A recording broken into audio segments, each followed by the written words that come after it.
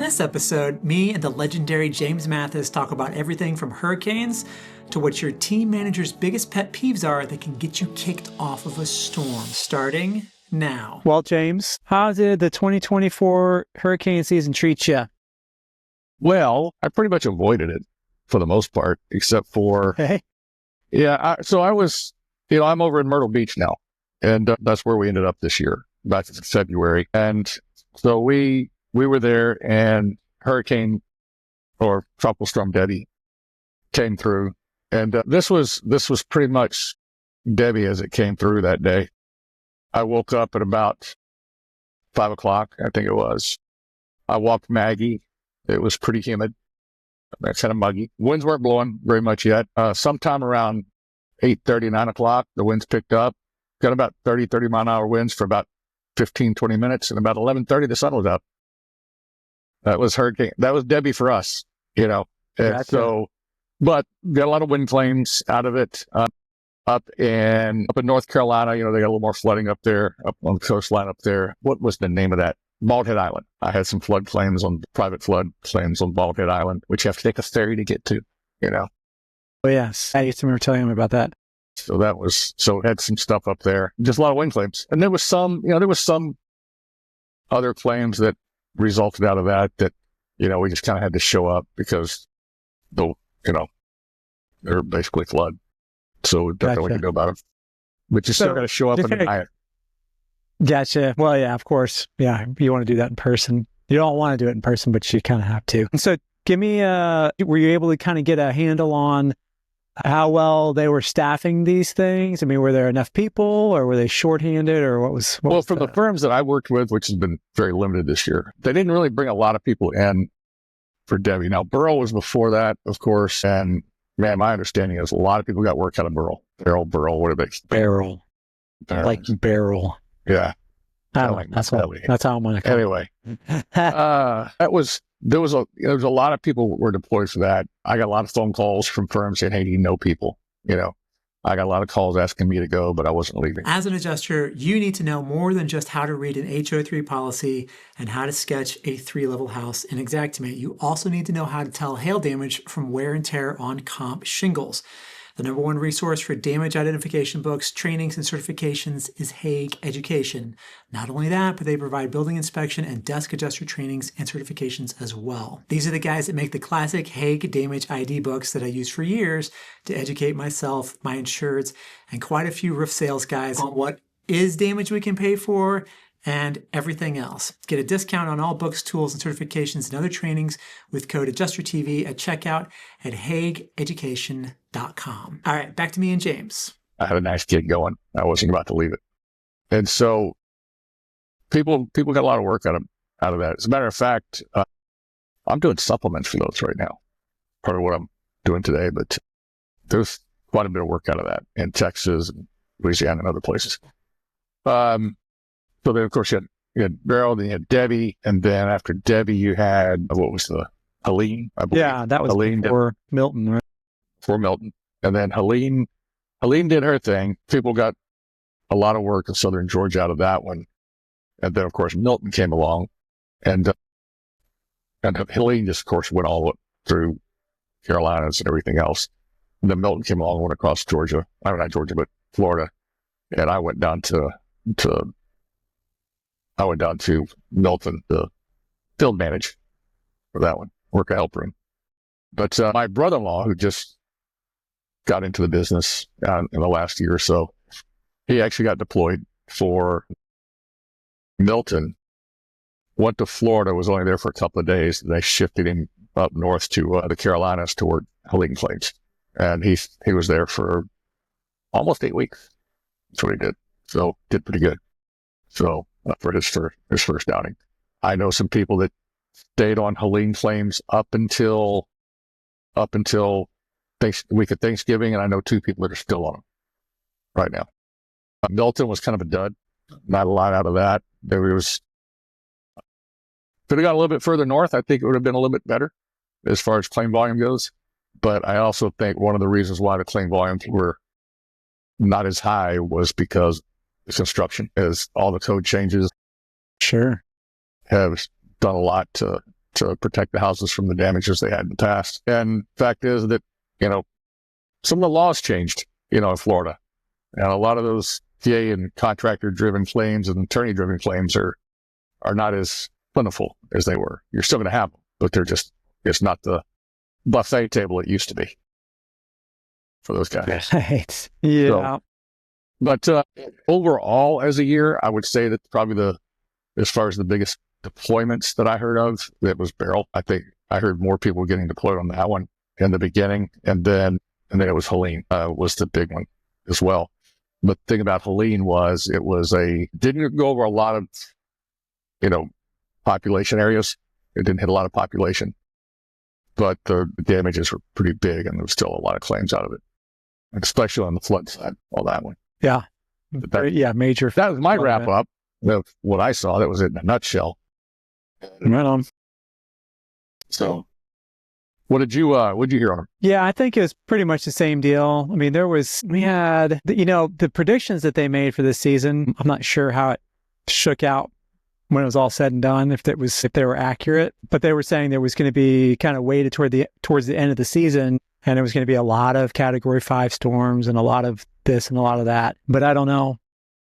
According to what I'm reading right here, we had 3 weeks. I think there was a 3-week period where there was nothing right in the middle of hurricane season, which is, according to this, I remember that lull. Yeah, hadn't happened in 50 years. So, we were sitting there going, okay, what's going to happen? What's going to happen? Right. Where's all this work that everybody keeps telling us is going to happen? This was also the year that supposedly the East Coast was going to get hit. Everybody kept saying, it's due for a big one on the East Coast, and they kind of dodged. Yep. So it says here, the peak of hurricane season is right in the middle of September, and it really starts cranking up right in the middle of August, right?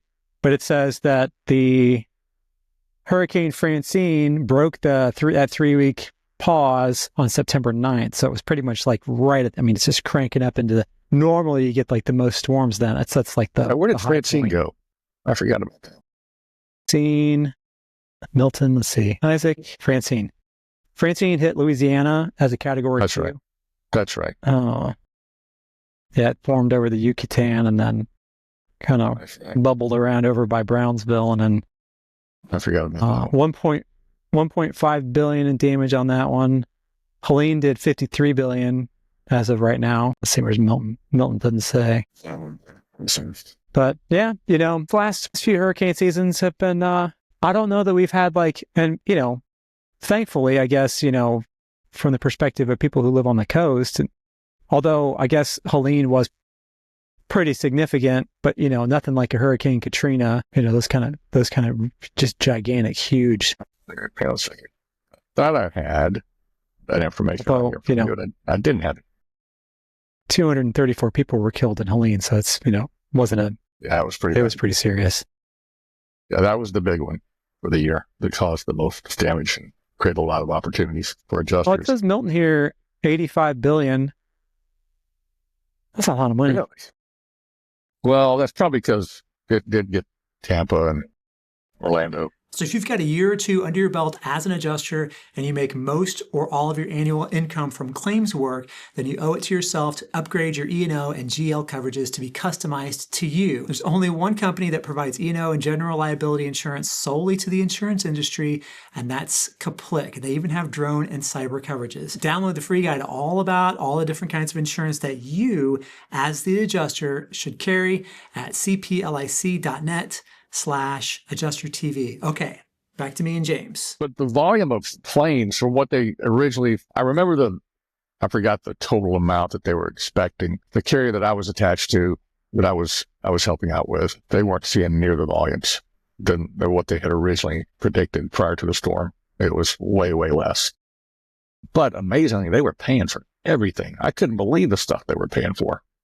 I went out with I'm not going to say the name of the carrier because it might spark some controversy. I went out on a ride. Please don't. I went out on a ride along with a person from the carrier, a field manager from the carrier. I'm walking around this roof. I don't see anything.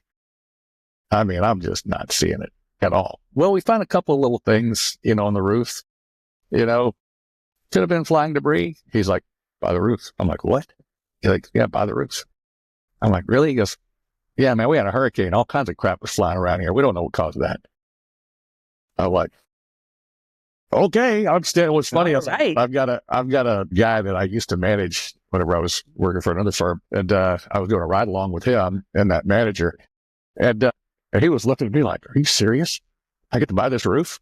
And so then I'm walking by. I said, "Well, let's test this theory." So I look over, and there's this fascia, this metal fascia, and it has just this scratch on it. It looked like probably happened during the install. This roof is 2 years old, by the way. Probably happened during the install. Somebody flipped the shingle, hit the side of it, And I said, yeah, we got some fascia damage here. He goes, yeah, wrap the house. Whoa. All the way around it. All the way. He goes, yeah, we're not going to argue this. I'm like, okay. And he sat there and he says, give me the claim number. Give him the claim number. He whips out his laptop in his truck and he puts a note in there saying that he approved this. The funny part about it is that I go in, I put a note in our exact analysis, and QA kicked it back. We're like, no, we got this. That was one of my funny stories. Yeah. We said, we have this approval, and then QA still kicks it back. So they're scared of everything. So they're scared of everything. They are, because they're just like, well, we can't write that. The QA will get mad. Well, no, you can. You actually can. So on that one, I would believe it, though, because there just was not that much damage. And this guy told us to pay for it. And that kind of became the standard for us after that. We were just buying everything. I mean, if when in doubt, pay for it. When in doubt, buy it.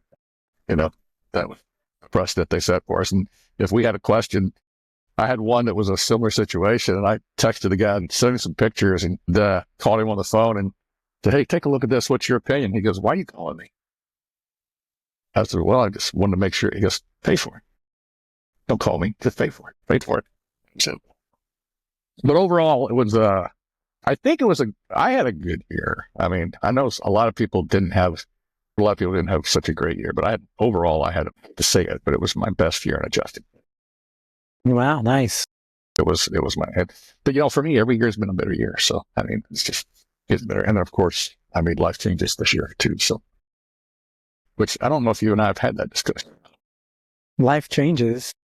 Oh, yeah. Yeah. Well, career changes. You're not going to get hair plugs? I thought about going to Turkey. I was doing my research, and there's a lot of that going on, a lot of, medical tourism over there. A lot of people go there and get plastic surgery, and they're the number one country to get a hair transplant. So I'm thinking, really? Yeah. We just renewed our passports. So it might be a good place to go. Interesting. I don't know, but right now would be a good time to go with Syria falling apart, but that might be more fun though. Yes, I like excitement. That would be. Yeah. No, so I've pretty much left the field. I've kind of. Let's talk about this. So we all know, we've all heard the story 1,000 times how I fell off the roof and now I have bad knees, bad hips, and a bad attitude. And it's just a lot of pain. I still have a lot of pain. I've never fully recovered from it. And, I'm not getting any younger. And I lost, one of the things I kept hearing over and over, hey, if you lose weight, that's going to help, the pain. And I've dropped a lot of weight this year. I'm down overall 60 pounds, overall 60 pounds from my peak. Pain's not going away. It's just not helping. Bubba. Peak James. Sub 200 for the first time in 30 years. Wow. Congratulations. That's awesome. Yeah, so I just couldn't do it anymore. I had a bad experience with a contractor, and that was just like, this isn't really worth it, dealing with this BS, plus the pain that I'm going through. And so when I was down in Florida for Milton, I had the opportunity to stay there and do cleanup. They were going that offer out there too. And it was not a bad gig to do cleanup, but I got to thinking about it going, this has been me over and over and over every single year, just one more deployment, just one more.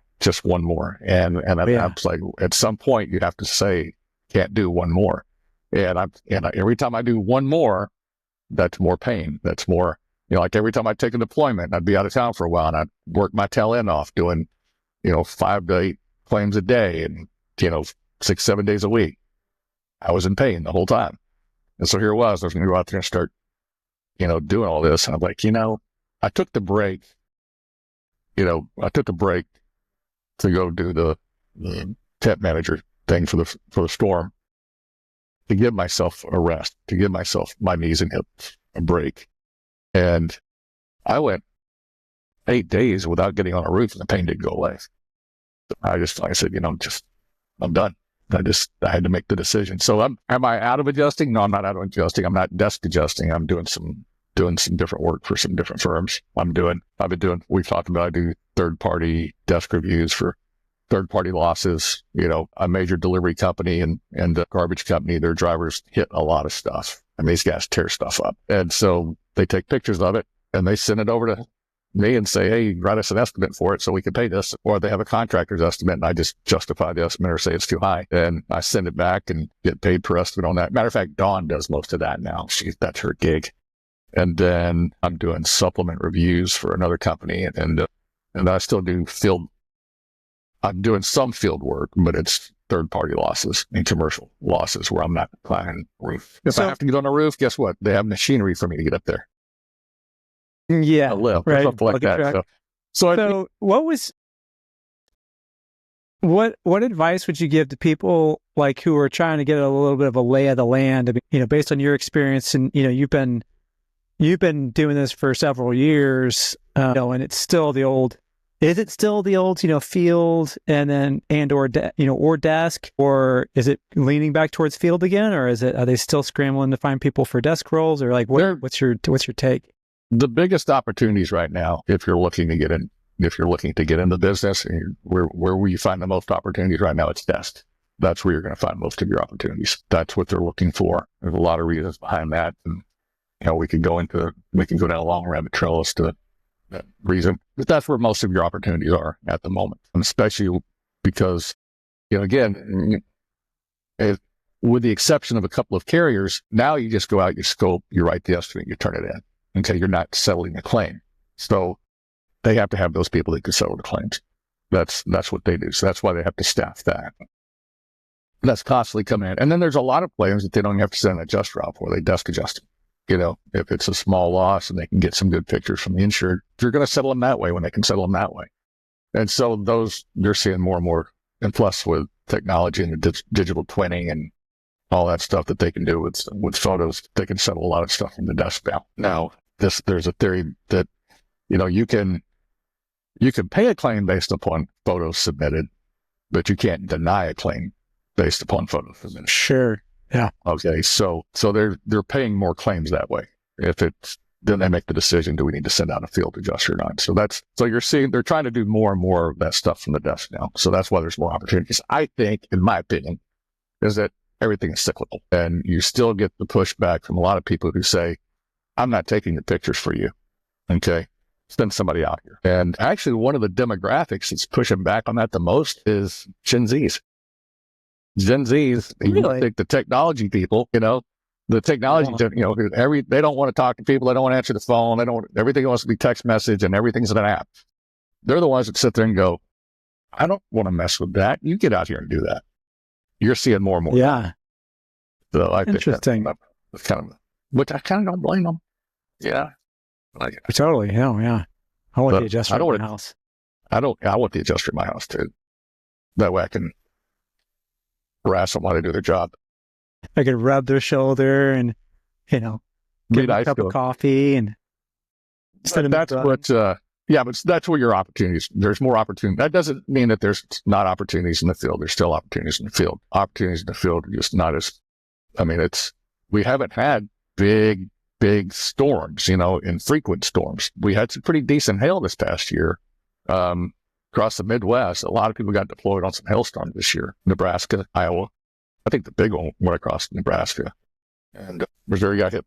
I think it was St. Louis and that area in Illinois. Just every time you turn around, it's like one storm after another this year. I don't think you could live within a 100-mile radius of St. Louis and not got it. Your house didn't get hit with hail this year.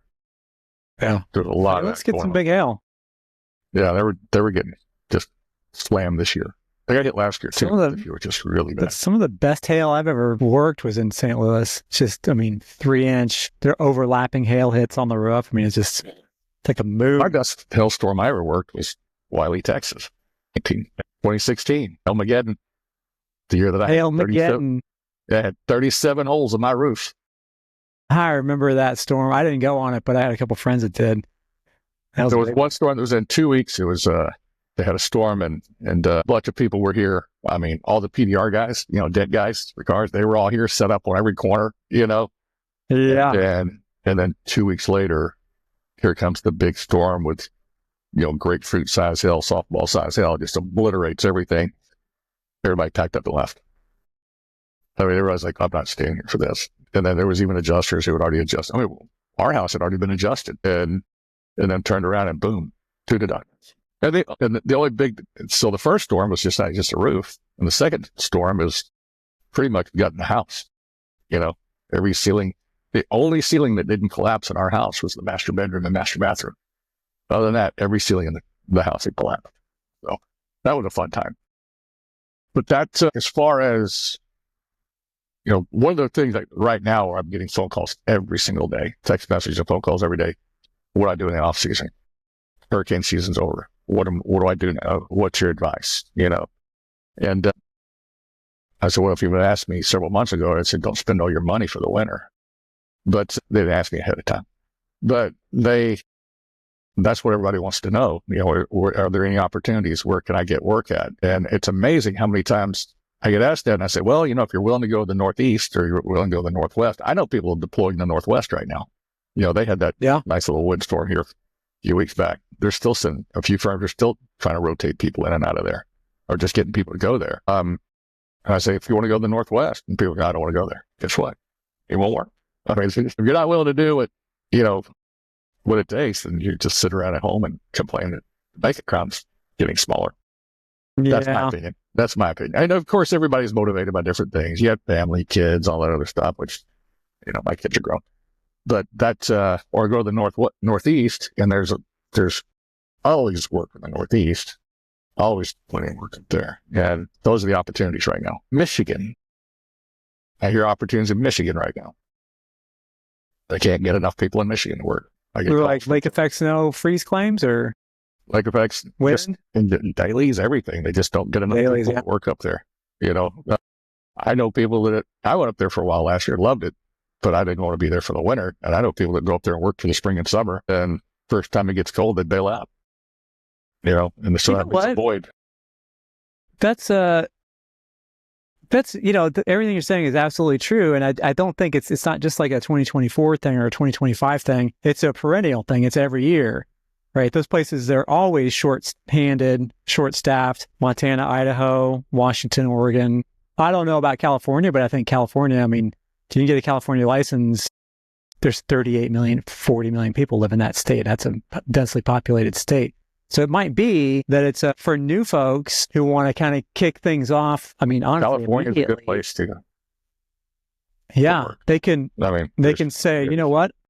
I'm going to go to these places that other people just don't want to go, right? The Northeast and Northwest and just whatever they got. And it might suck. I mean, like Montana, if you come up here and try to work, like right now, I mean, the weather's gets, it can be sunny one day and then it can be coming in sideways the next day and like drifting across the road. And it's also windshield time, right? So it's a lot of in any of these states up here, the Dakotas, so it's there's a trade-off for it, but it could be, if I was brand new to this, or if I was talking to somebody that was brand new, which with this channel, often I think am. That a lot. So if you're listening, it could be not a bad strategy to say, you know what, I'm going to suck it up for a few months and just go wherever that they need me. If I call the IA firm and I say, where do you need adjusters? I'm willing to go anywhere. I'm willing to get any license.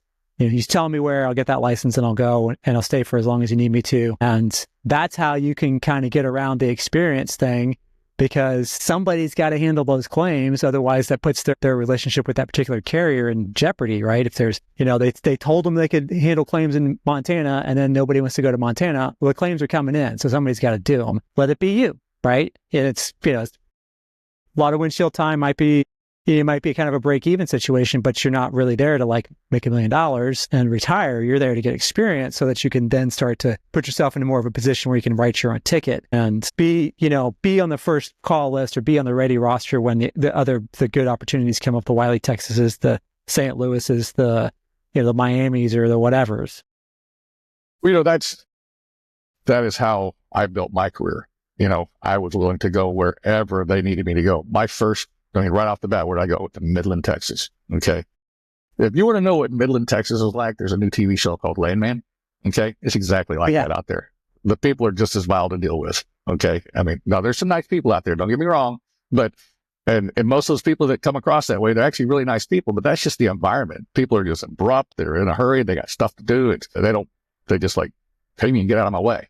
And, it's a tough place to work. It's not a beautiful place. It smells. I mean, you step outside, you could taste the air. I mean, it's just not a great place in the oil patch, but there was a lot of work out there and they had nobody out there to work. And I went out there and helped in an area that they don't have enough adjusters. It opened more doors for me. When I went to New Mexico, when I went to Washington State, when I went to Seattle, beautiful country. It's absolutely gorgeous up there, but I saw the sun 3 times in 21 days. I'm out of here. And, came by and saw you on my way home. But every time I was willing to go someplace, it opened up another door. Okay. And so people knew that they could call me because I'd say yes. And that's why I kept working and I continued to work, and then you get with the right firms that look for somebody that is willing to do things like that and they will keep you busy, and I spent the last couple of years working with predominantly one firm that, man, it was fantastic. I didn't have any, and then other firms just send you stuff too. And next thing you know, you're working multiple firms because you were flexible and you're put in the right place at the right time. You made those relationships and then you feel sad when you tell them that you're not going to take their work because you've built those great relationships. And you're right. Well, those are hard conversations sometimes, but they understand too. And, that's what you have to do is be willing to go anywhere. We've had this conversation a million times. You have to be flexible. Be flexible. Go wherever you can go. If I had to do it all over again, I'd do it exactly the same way. I wouldn't do anything different. How I got started in this and was able to work steadily throughout the whole. So in spite of the technology changes, nothing's really changed. Nothing's really changed. No, I think,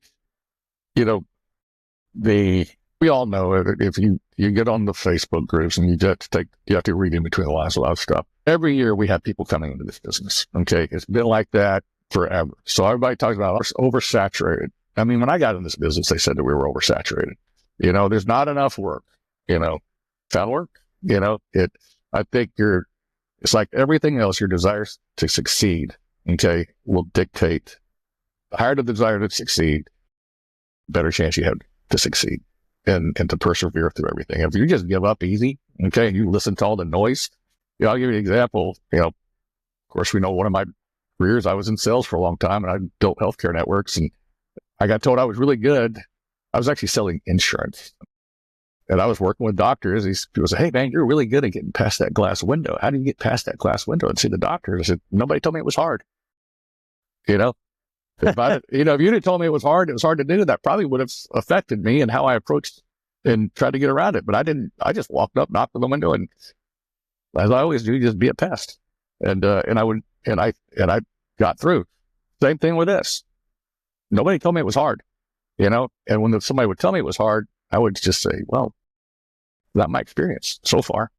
And so I don't listen to the negativity. If you want to be successful, you're going to be successful. I mean, you absolutely will.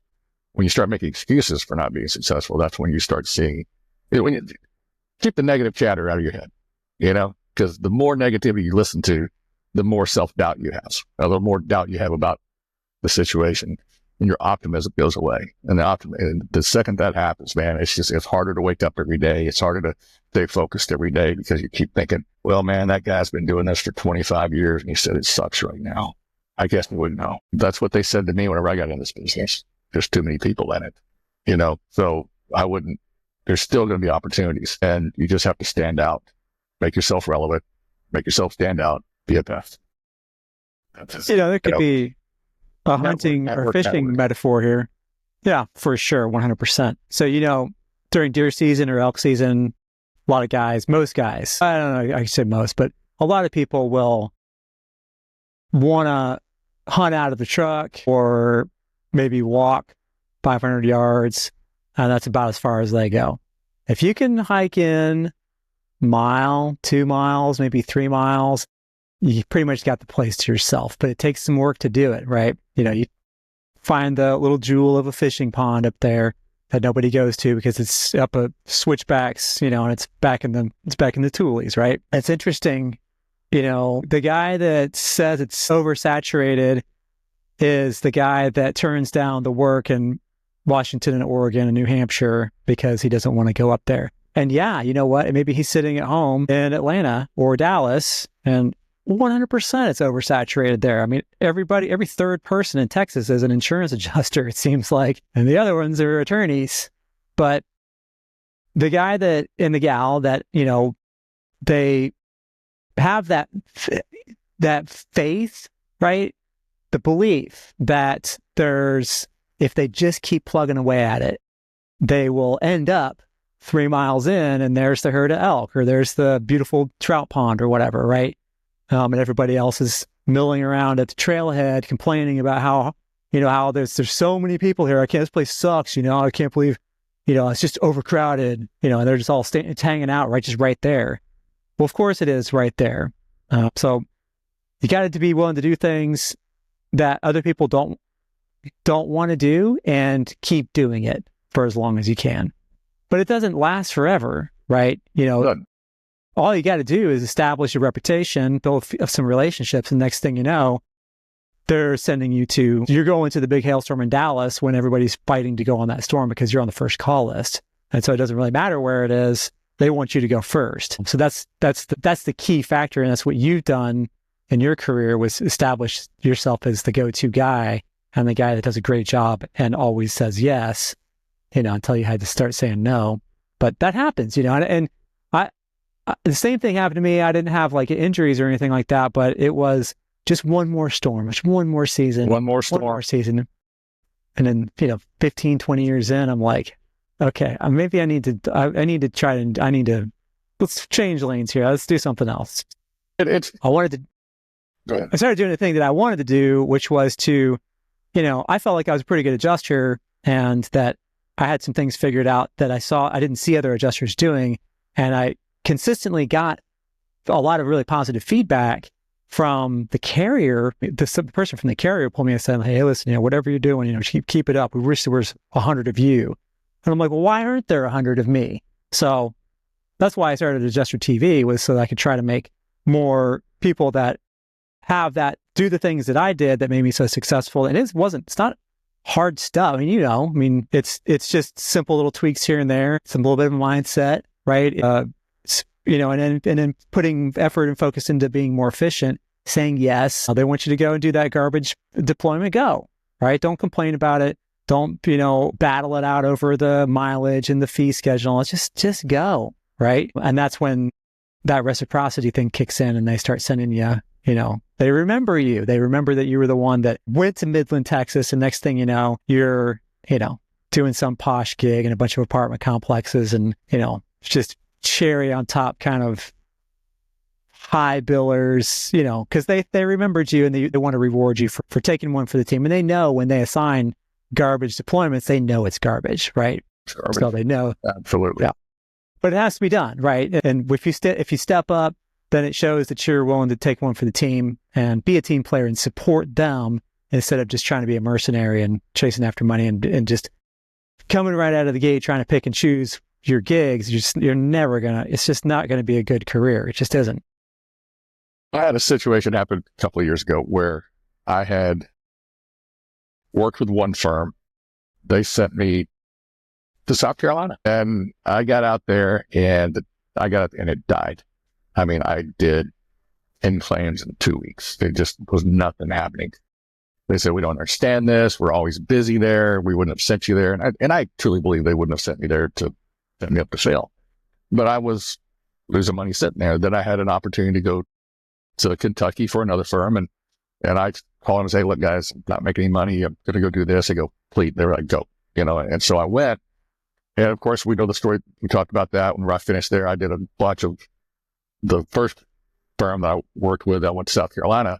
That didn't work out. They knew I was in Kentucky.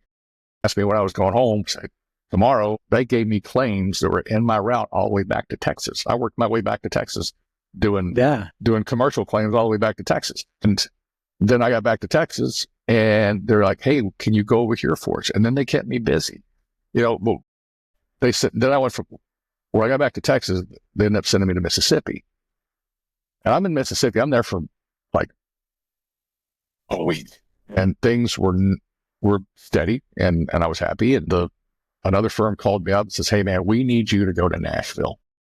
I'm like, man, I just got here, a week and a half, weeks ago. They go, yeah, but we really need you to go to Nashville. And I'm like, well, this work here is steady. This is what they've got me doing. Shared their volume with me. This other firm said, yeah, man, but I've got all these claims up there. You could make this come to say, you know what, man, I'm not going to leave fish to find fish. Right. I got fish right here. I got work right here. Yes, I could go up there and make a killing. Then what? What am I going to do when that's over? And then I burned a bridge over here. Well, that firm got mad at me. And they've never called me back since because I would not go to Nashville for them. But that company I stayed there for in Nashville, I still work for them today.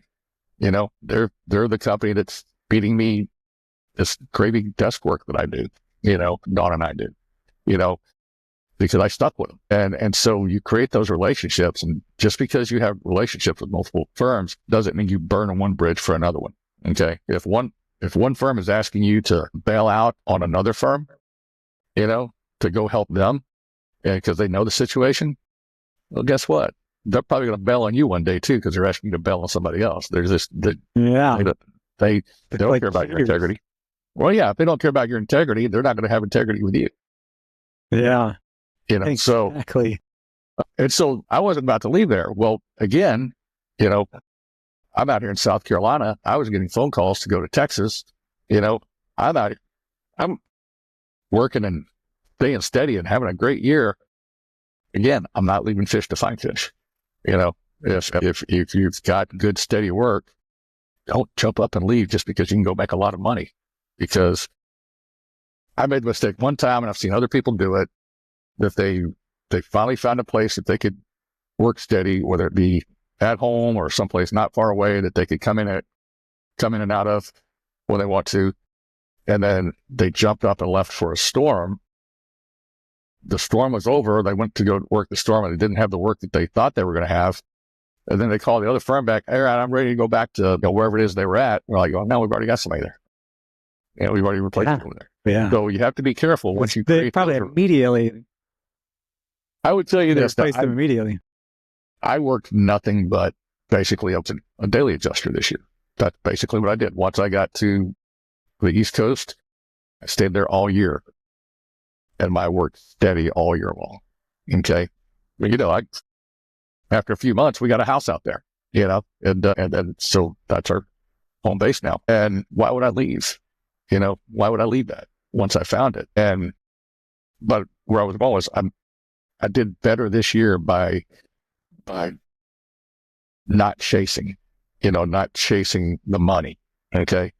Sure. I could have made $40,000 a week, for a few weeks on some of these storms, turn and burn, hell claims, could have made a killing.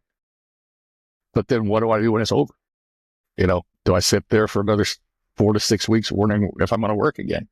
So, there's something to be said about once you find a niche as daily claims. We talk about, our whole premise of most of what we do revolves around catastrophes. That's why most of us get into this. That's what drives us. That's where we hear about the money. But we also, when we find opportunities to create a decent business and cash flow, it will actually pay off in the long run. I can make some really fantastic money in a short period of time, but also what are my expenses? We don't talk about that either. I've got more expenses because I'm maintaining 2 homes, one for my wife, one for me. So we can't always go together, right? So don't leave fish to find fish sometimes. Just hang in and don't burn bridges just because you want to go do some money. Sounds like, you so at the beginning of this, you said, dude, this has been your best year ever. And that was your strategy. It makes sense, right? Because you're, if you got a claim is a claim, right? I mean, in some cases, hail claims could be bigger or hurricane claims could be bigger, but daily claims, I mean, we're talking water, fire, those can be big fat claims. And, it's not really like so much like the individual claim, how much each individual claim paid out. It's how many did you do over the course of the year? That's really kind of, because the average is going to be what it is, right? Because you're going to do big ones and little ones, no matter what you're doing. Because even if you go on a hurricane and they can put you inland 200 miles and you're doing, tree limb on roof, section of fence blown down, and those aren't giant claims, right? So, if you bail on a daily gig to go do hurricane claims or to go do cat because you're drawn by that money, you're going to make money on that. But the problem, you just perfectly stated this. Now you burned the previous bridge, and now you have to rebuild a bridge with somebody else.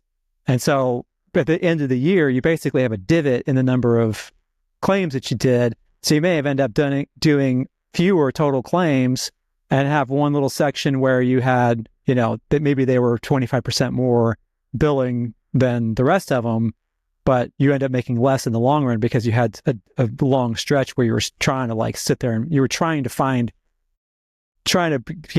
you burn the bridge, so you can't go back to those guys. So you got to find somebody else. And they, the rest of the companies don't have enough volume, to really keep you super busy or whatever it is. Right. So I don't know. That's a strong case for building a daily business as an adjuster, but, sadly, it's still pretty challenging, I think, for most, the rank and file of most new people coming in to just jump straight into daily unless they've got extensive construction experience or some sort of lateral experience, because those claims can be a lot more complex and you're getting into different parts of the policy and different policies versus catastrophe, which is they send you to a hailstorm in St. Louis and you're going, it's all HO5s and it's all, these 5 neighborhoods that you got. And so it's cookie cutter, right? Versus being home in, Albuquerque, and it's every policy that carrier has and every peril that is possible, right? And so you're you really got to know your stuff to be, effective at it. It's not rocket science. I mean, I didn't get to where I was by the first year. I mean, it took me a while to get to that point to where, these firms had faith in me to give me that type of steady work. So I don't want to give the false impression that you need to jump into this and immediately try to go into no, of course not. Because it's the daily guys have the bulk of your daily guys have been in the business a while. They didn't jump in and become daily unless you're just in some underserved area. It's going to be difficult. Yeah, exactly. Also, the buddy system, man. Let me tell you. So, met a guy at NACA last year. He was fanboying for Matt at NACA. With that guy, yeah, I know, I remember. So he lives in I'm gonna go throw his name out there, Chris Aversa. So Chris lives in Myrtle Beach, and so we, I get off to Myrtle Beach and I jump out of my truck one day, to look at this claim, and this guy goes, "Hey, are you James Mathis? I can't believe it. You're James from Adjuster TV." And I'm going, "And we met?" He goes, "No, but man, my cousin is a big fan of Adjuster TV, and he told me I should watch Adjuster TV, and this guy's a contractor." And so, well, who's your cousin? And he told me, his name's Chris Aversa. I'm like, "I don't know, but this guy, and so he showed me a picture. I was like, "Oh, he looks kind of familiar." So he gives me his number. We took a selfie as a joke, and then I texted his cousin and say, "Man, what's up?" And so he's my golf buddy now. We play golf together all the time. Well, nice. We started, he's out there working. He's very established in that marketplace, but you have Charleston, you have basically Wilmington down to Charleston. So Myrtle Beach is in between there. And we kind of buddied up. He's working for some firms that I know him, but I don't do a lot of work with him. I have firms that he doesn't work with, or he may know him and doesn't do a lot of work with them. So we divided. Okay. He's going to take the southern half. I'm going to take the northern half. And so we just started telling people, "Hey, I don't go to there, but call Chris." And Chris goes, "Hey, I don't go there anymore. Call James." And we just dominated that, that area, and the firms loved it because they're like, well, now we can because you're not spreading yourself out from one end of, North Carolina to South Carolina. These two guys are splitting it up. So therefore our cycle times are faster. We're like going, well, shoot, I'm in Charleston today and I got to figure out when I'm going to get to Wilmington. Well, guess what? I always know what days I'm going to get there now because our cycle times got better. So we buddied up. We introduced each other to our respective firms that we worked with, and it's worked out great for us. So again, man, network like crazy, make friends. As my uncle always said, be nice to everyone because it only takes one person to hang a jury, right? So yeah, if they think you're a nice person, they're going to help you out. But just be nice to people, create friendships, and pass that information. Don't be so protective. Well, I'm not going to tell you I'm working with. You'll take my business. That's not really. First off, that's not a thing. It's not. It doesn't happen that way. If you introduce somebody to a firm, they're going to know where that person came from, and they're going to kind of respect your, that relationships you have. It's a fun. I had fun this year. Had a lot of fun doing that. Played a lot of golf too. Yeah. I was watching your feed on Facebook. Lots of golf. And something I hadn't done in years. And I loved that I had time to do that. And I wouldn't have had time to do that running all over the country as I had been the last 3 or 4 years. So, but, creating those relationships with people we met at NACA and just trading business, and helping each other out. And that's one of the things I've loved about this business the last few years is that, the friendships I've made, whether it be other adjusters or just people within firms, and I got a call this morning from a firm says, "Hey, James, are you in Myrtle Beach?" And I'm like, "No, I'm back in Texas for a while. Do you know anybody that can help us out?" Sure. And so he's covered me. He's covered me while I'm gone. And the other thing that, why you want to make friendships is that earlier this year, I was going to take some time off. I was going to play in a golf tournament for a week. Okay. And so I was concerned about my work. What was going to happen to my work? Because we were pretty busy. Chris was busy. I was busy. It wasn't that I could take the time off and I could shift all the work to him because he was running capacity. And as we were getting closer and closer to that week, I was going to take off to play golf. I called somebody up and says, "Hey, man," and this guy was looking for an opportunity to break in and to get, he'd been adjusting a little bit, but not had a lot of work. And I'd mentored him. He'd come out, spend a couple of weeks with me, follow me around. I had him writing things for me. Matter of fact, when he's out there riding around with me, I was letting all the firms know, "Hey, this guy's with me. This is what's going on. He's helping me and he's learning the business." And of course, every one of those firms, I got him hooked up on, put on their roster. So whenever I was going to take that week off, I said, "You know what? I'll just call him and I had him to come out here and work." I let him stay in my house. I gave him a place to stay for free, and I let him work those 2 weeks. He did pretty well, and I helped him out here and there. But you create those relationships and you get opportunities like that. I'm sure that situation is not unique. I'm not sure I'm not the only person that's ever done that for somebody, and so then he turned around and he's done well the rest of the year. And now he's back home in Alabama, and those firms that he was working with me out in South Carolina, they're calling him, giving him work every day in Alabama. So make friends, It's huge. Never know. Yeah. But don't call me an You never know. You really never know. I've had multiple occasions where friends of mine had either a house or a relative or a friend that had a house in a very expensive place like New York City or Long Island. Like, "Oh no, my uncle has my weird rich uncle who's eccentric and is a confirmed bachelor or whatever. He has a place in West Hampton that we could stay at for free. Like, are you sure? I could pay money or whatever." No, he said he wants people in there because it's wintertime and we run the water, blah, blah, blah, and you just use it, Those chances. That's huge. Because when that particular storm, that was 2002. An extended stay anywhere in Long Island, the cheapest one was $800 a week, when normally an extended stay America hotel was $200 a week or $150 a week back then. So that was a significant savings of, all of the money I was going to spend on housing. But yeah, so the networking thing, what advice do we have for people to network? Advice? Yeah. Number one is pick up your phone and, talk to people. When you're out going to events, whether it be NACA or a carrier-sponsored event or a firm-sponsored event, and you're out doing stuff, talk to people, exchange phone numbers, and follow up with those people. I mean, pretty much if you're in my phone, you're probably hearing from me at least once every 6 months. I call people constantly. Probably they get sick of it sometimes, because I call at the worst times. I don't text. I pick up the phone and call. But answer your phone, and make relationships and talk to people. Even, social media that's what it is. It's social. People reach out to me and just send me messages on different platforms and, just becoming friendly and respond back when people do that, reach out to you but also reach out to other people. You just can't sit there and think just because you exist and have a license that you're automatically going to get work.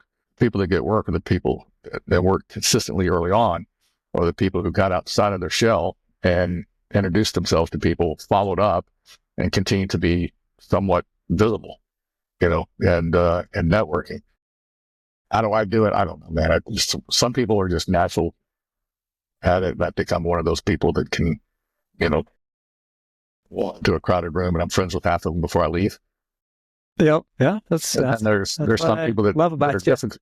There's some people that are a little more difficult with that, but you just have to figure it out, man.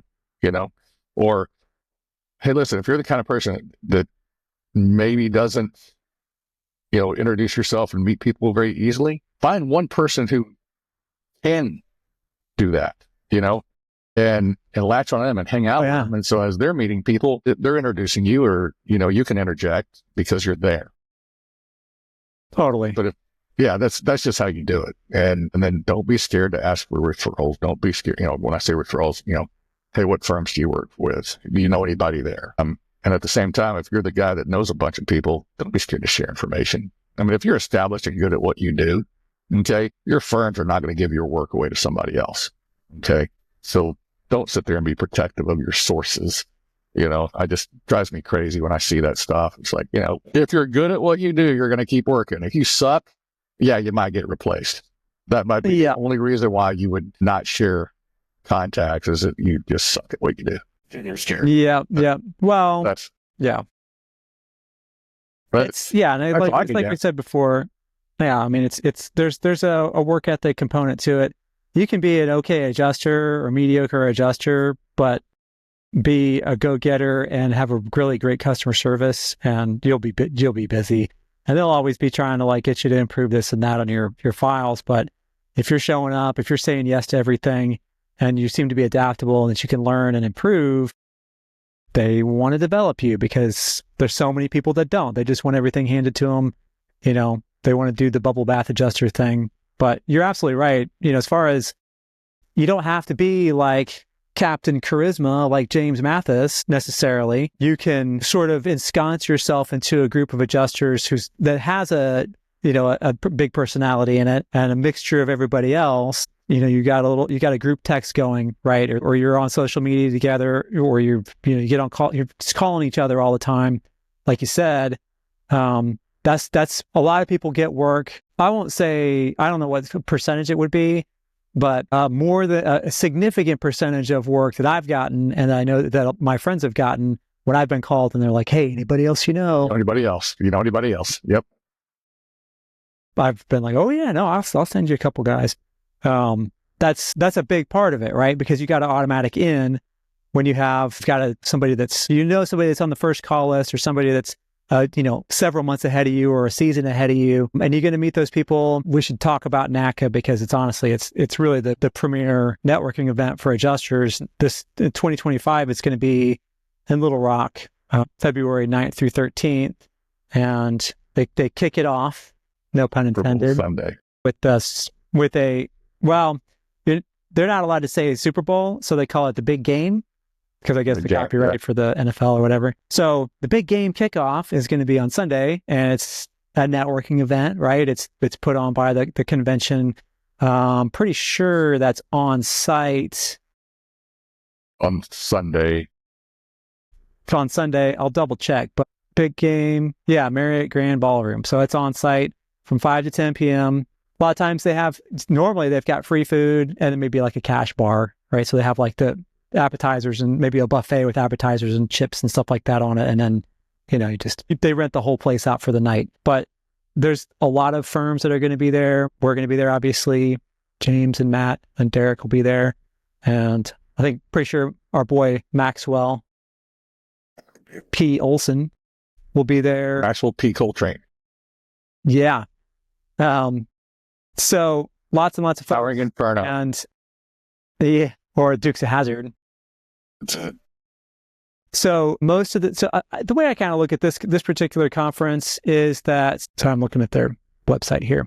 The firms that put forth the effort and the money to rent a booth and pay for people to go travel down to wherever the conference is. Usually it's recruiters. If they don't have recruiters, they've got team managers that go, right? The people that you're actually going to be working for that give you claims and that you call when you have a question, they're in that booth, right? The companies that put forth that effort and expend those resources to do that, I find are the ones that are the ones you want to try to like start with. There are other IA firms out there, but these, if you go to NACA's website, NACAadjuster.org, and get signed into this and get registered and everything, you can see a big long list of all the firms that are there, as well as the sort of other companies like Wingspan's there. There's several other companies that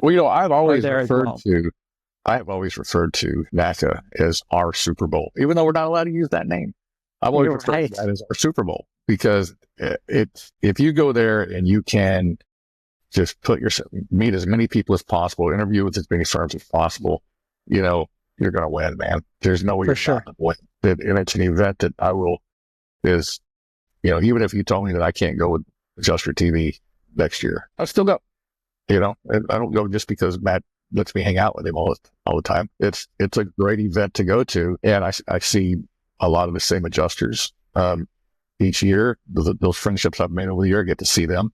That's one of the things I really love about it is that I know at least once a year I get to see all of my adjuster friends. People I've created relationships with over the years. I know I have that opportunity to see them, and that for me is one of my favorite parts of that event. Plus the friendships I've made at firms, and that helps me out, tremendously as well. But it's the friendships we've made with other adjusters and other people in the business, and even some of the vendors. I mean, like the guys at Wingspan. I know a couple of those guys. Some of our favorite people at Kaplik, and we see those guys every year. And Ken's not going to be there this year, but. He's kind of important now. Did you see that? He's gotten a promotion? Yeah, he's the head guy over there now. Oh, I didn't see that. Yeah, pull it up. He's like, I don't know, it's like CEO, president, big dude. I mean, he's running the show over there now. But anyway, I just enjoy going and seeing those people in the evenings that we get to have fun and hang out with those folks. And it's our Super Bowl. It really is. It's our big event. And for sure, it's not just like, they have networking events, right? Like the Tuesday night, there's a thing. Monday night, we're doing a thing. James, so be ready. We haven't locked it in yet, but I'll fill you in. But you're sitting there, there's classes and there's like these different tracks, right? And then there's the floor is open during the week for interviewing, right? No matter where you're at, if you're sitting in a classroom, I'm going to try to get to know the person sitting next to me. Obviously, I'm not going to be disruptive during the class and whatever, but they take breaks. And a lot of the classes are 2 hours long. They take a 15-minute break here and there, 5-minute break or whatever. Get to know the people sitting around you, right?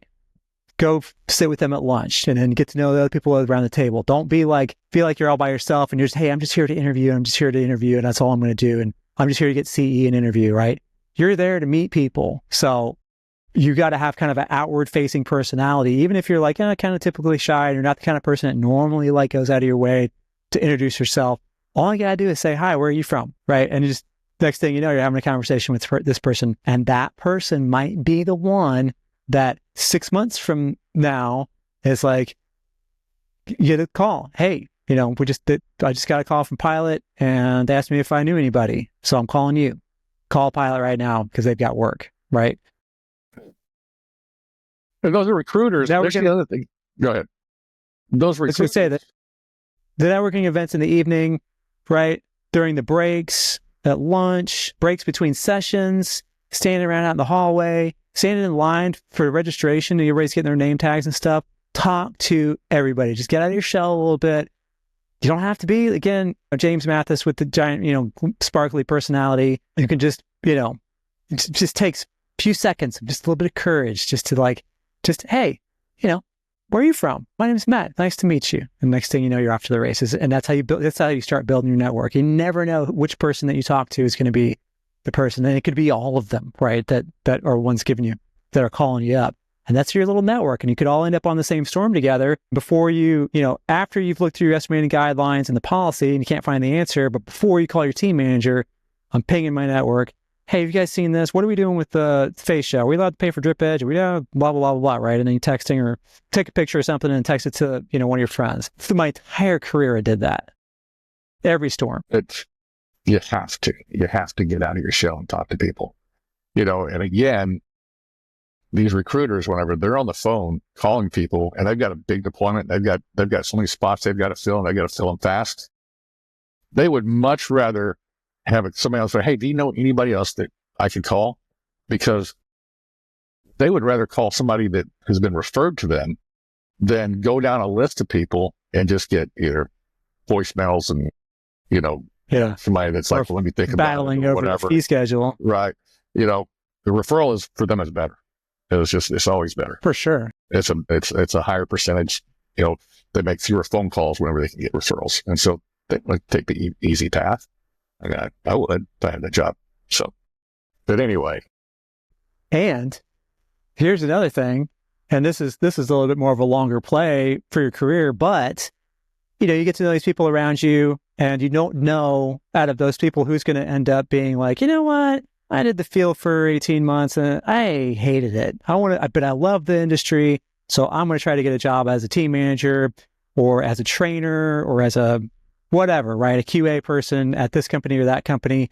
And I've had this happen on multiple occasions where I've gotten random calls from firms, a couple which I had never heard of before, that were like, hey, I got your name from one of our new managers who just came on. He was this guy's name. We're like, oh yeah, I know that guy. Well, he said for me to call you, and he said you were really, you get that kind of thing, right? The referral that comes from a totally random different place. A lot of these managers will not bounce around a lot, but you'll often go to like NACA last year, and this person's at that booth, and you go next year, and he's in a different booth, right? A different company.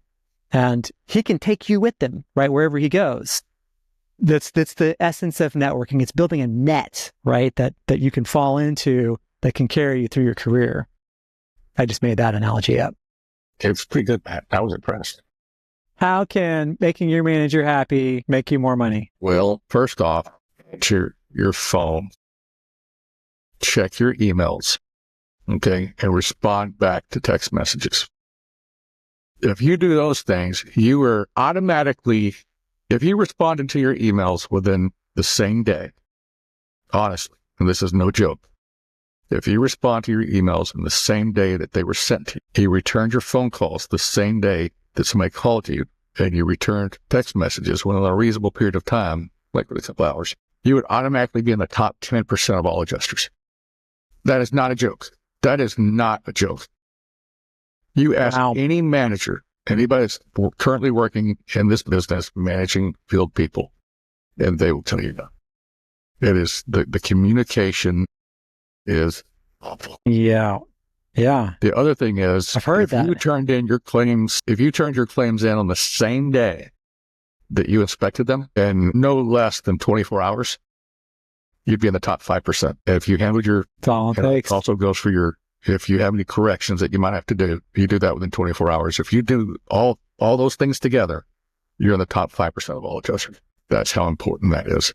Those are the reasons why a lot of people don't get more work, is because they don't want to have to chase you down to get answers, or a lot of times they're trying to offer you more work, and because they have something for you, and they're sitting on top of it, wanting you to call back because they know that you're probably going to be close to something like that.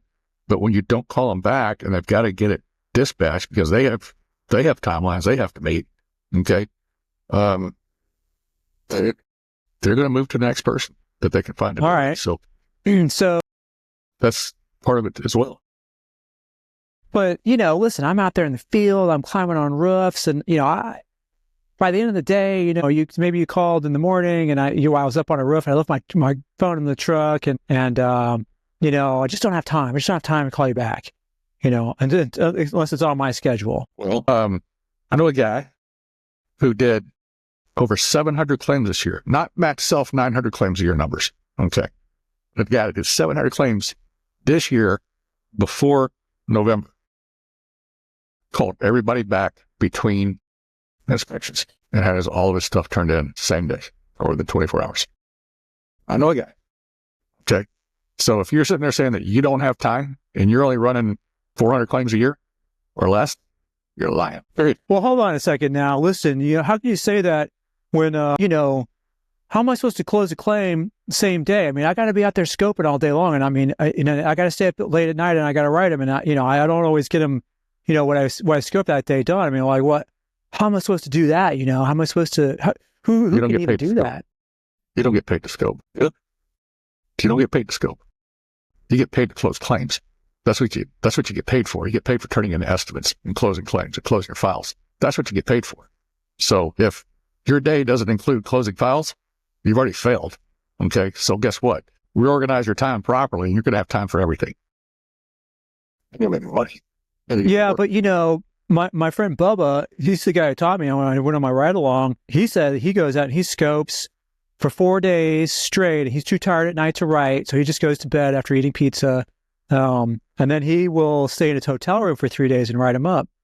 Why can't I do that? He's doing it. He's been doing this for 7 years. He's been doing it for 7 years. And let me ask you a question. Does he work all year round? Does he work all year round? There's a reason he doesn't work all year round.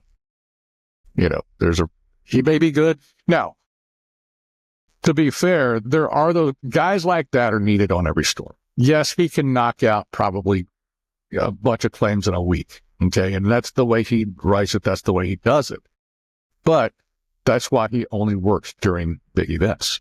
Okay. And yes, he'll make a bunch of money during those big events, but kills himself to do it because he's not efficient and he's not getting more work throughout the year. Again, you do what works for you, but I'm just telling you, you're leaving a lot of money on the table by not being more efficient with your time, by not returning phone calls, by not returning emails, by not communicating, because it brings you more work and you're going to get more work. You're going to stay in front of more. Again, as a manager, last thing, I'm not going to chase you down. Okay. You're an adult. And again, this is a business. Okay.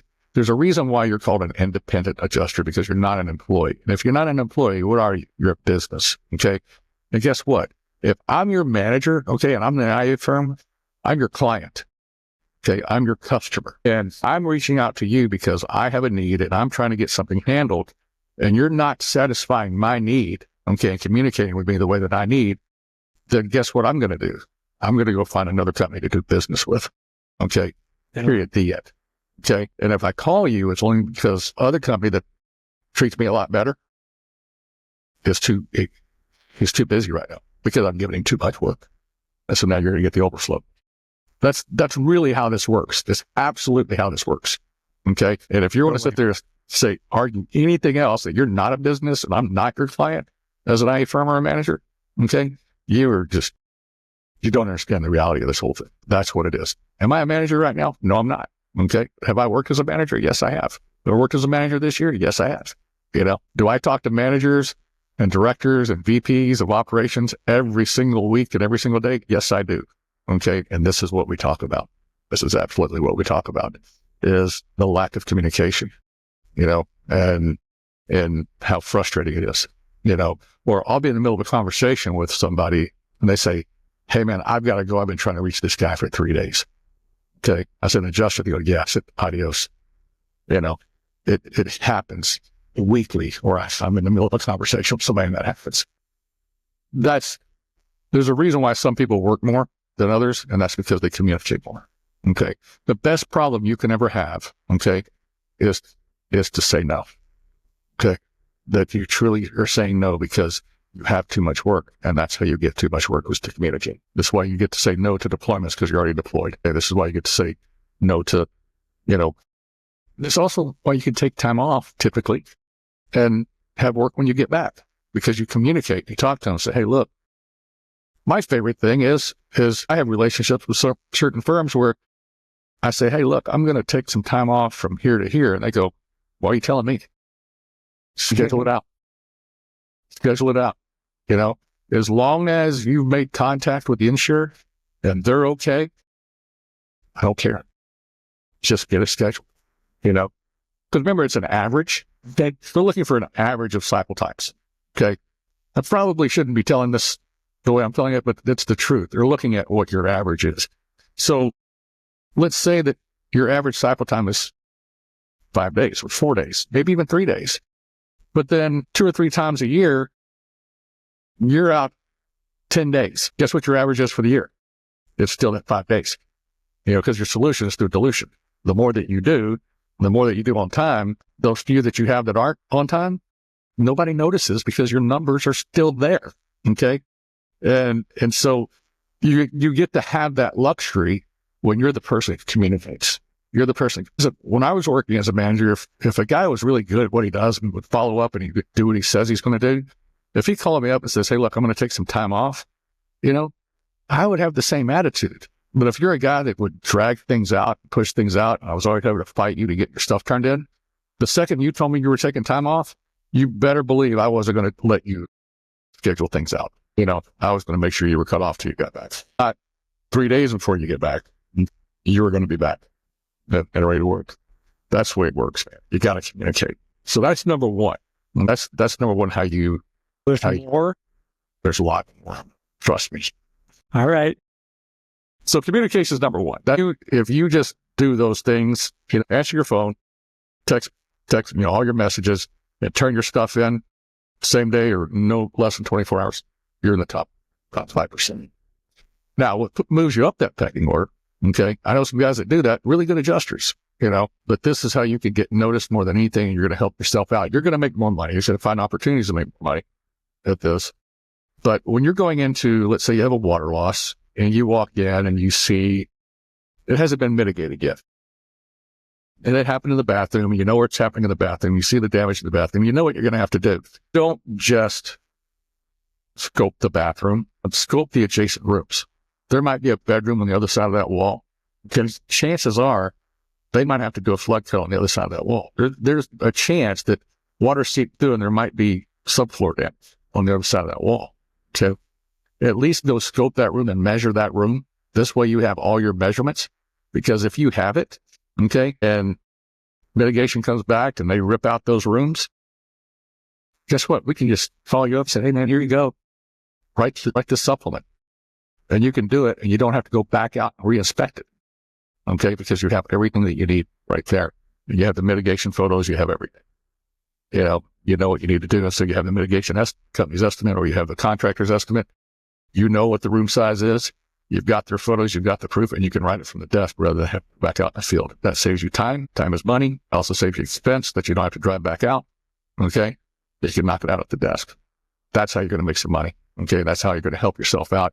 Also, sometimes, they supplement. They have somebody that's taking care of your supplements. They don't send them back out.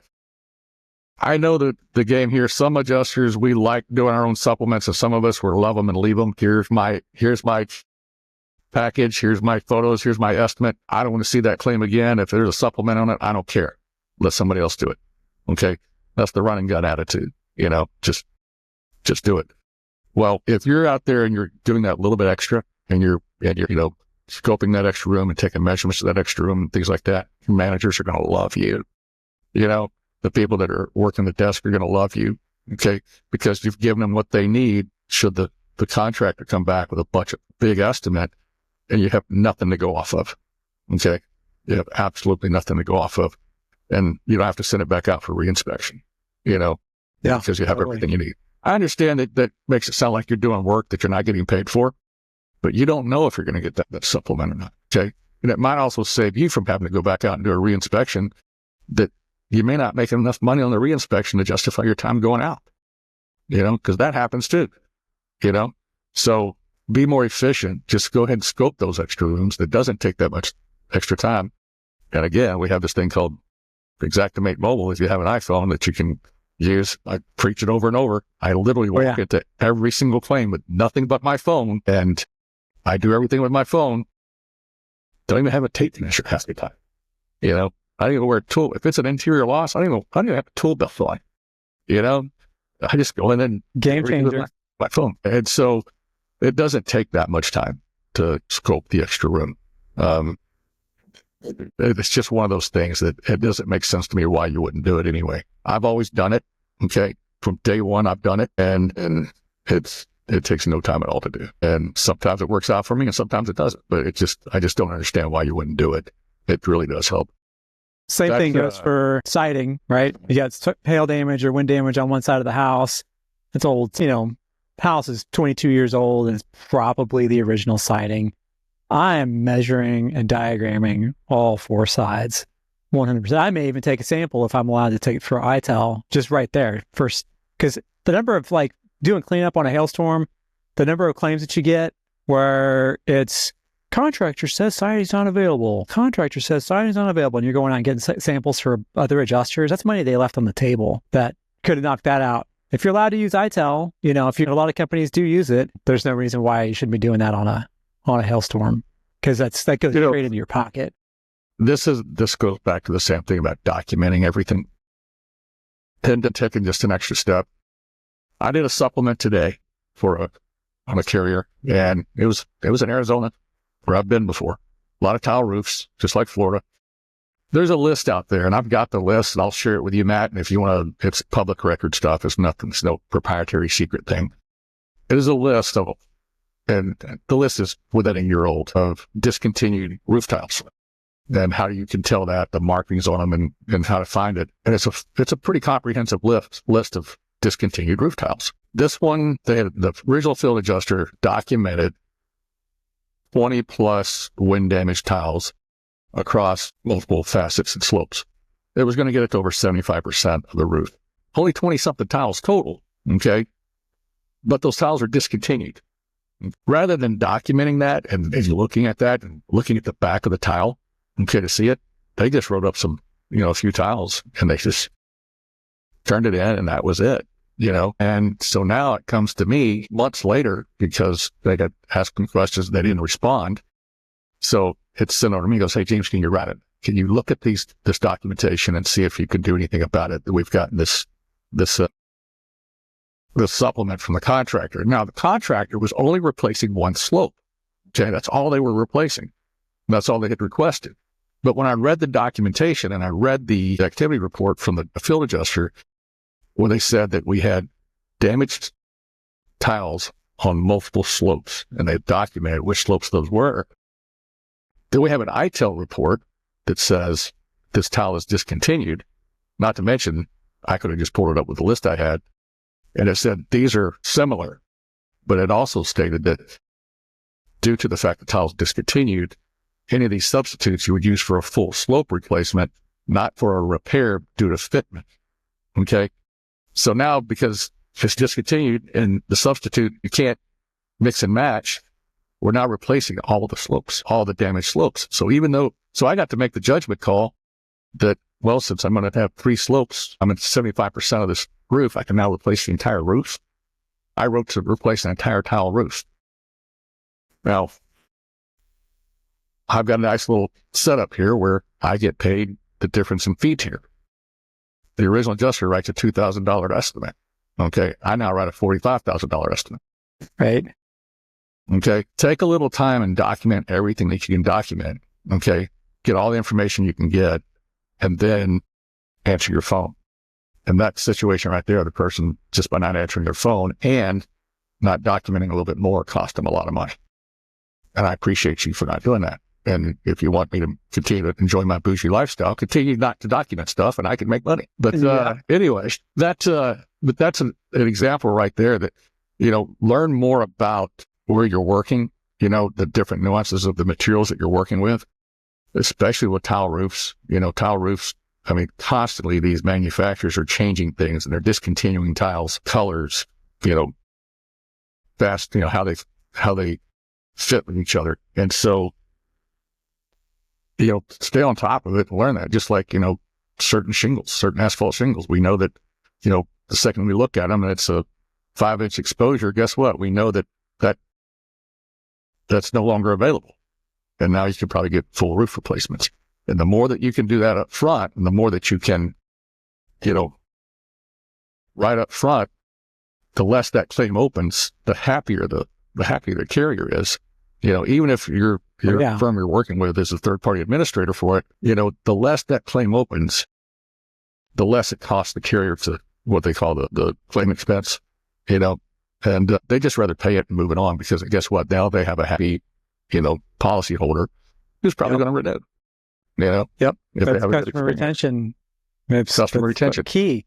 Customer service isn't just like being super friendly and petting their dog and everything.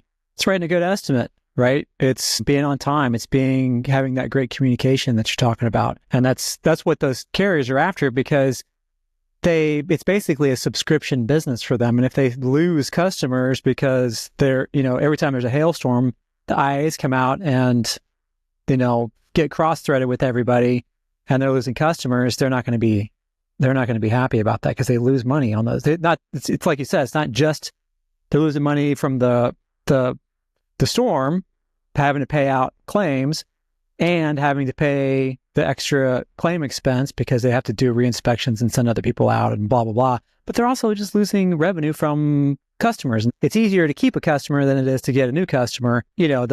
The number one thing that they always ask on those customer service surveys is, on a scale of 1 to 10, 10 being the only number that matters, how likely are you to recommend Acme Insurance Company to friends and family?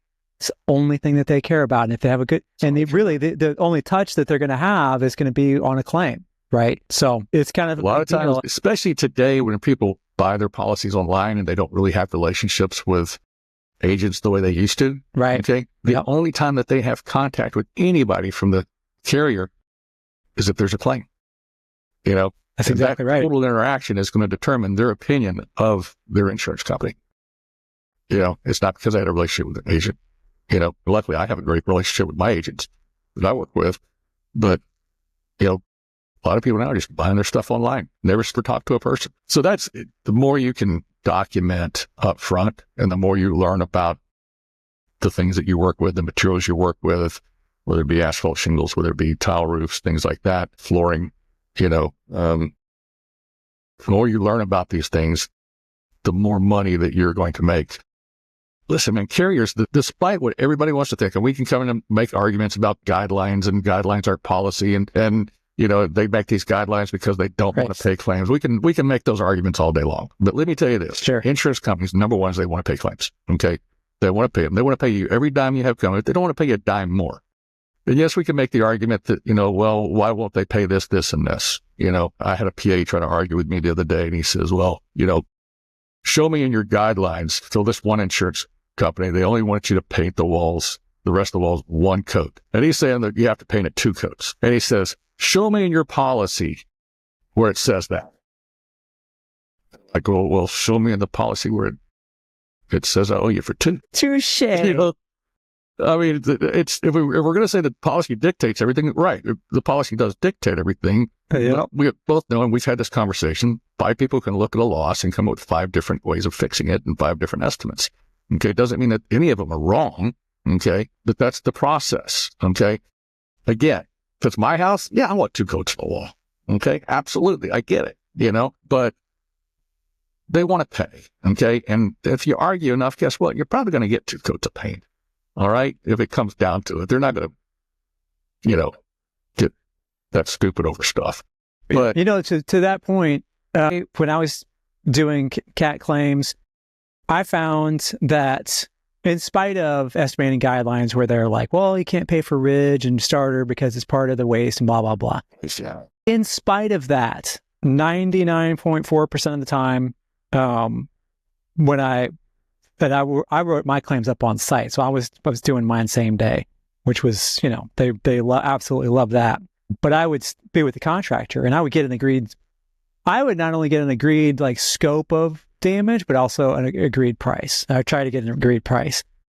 And so I'm showing the bottom line number. What would you have for just for the roof? I'm like, oh, this is $7,200. And, okay, well, yeah, that's pretty much what we came up with too, I mean, it was rarely was it like, because of the estimating guidelines, I was always short. And the second point is that because and again, I feel like it was the small little things that you were talking about, I did, right? I was almost always the last guy on the storm. And in some cases, months later, right? I could be in Omaha, Nebraska for 4 months on one hailstorm that I got on in May. The number of my claims that reopened is for supplements because I underpaid them because of the estimating guidelines or whatever. There weren't any. It was usually like they disagreed because I denied the roof because there wasn't any hail damage on it. And it was like the guys late to the game are running around to the fringe neighborhoods where there aren't any roofer signs. I rarely had, I'm not saying that I never had it, but where I was underpaid for whatever reason, but it wasn't like and the carrier kept me on because they knew that my claims weren't going to reopen. They knew I was going to take care of the customer, in that I was always going to be on time and try to write as accurate as estimate as possible and be communicative, and that they weren't going to lose a customer because of the way I was handling their claims. And so they kept me so busy. I was so busy and it's why it was so hard for me to like take a break, and because it was just like one storm right after the other. When I took a break in 2011 to go to music school. I don't remember, I probably haven't told this story, but anyway, that's where I met my wife. I know the story well. When I finished my last claim on that last storm before I went to start the school, 3 weeks beforehand or whatever, they called me every other week through the end of the year. Like, Matt, are you sure? I'm like, dude, I'm in class. I can't go.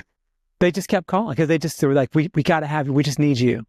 And I'm like, well, why don't you, and this is why they kept going through my head. I was like, why didn't you listen to me when I said, hey, let me help you train up adjusters to do what I've been doing, instead of just like piling work on me and just keeping me out there in the field. I want to help you have great adjusters. Can't blame them. They had other considerations, I'm not gonna say who it is, obviously, but it's just not that hard to do these little things.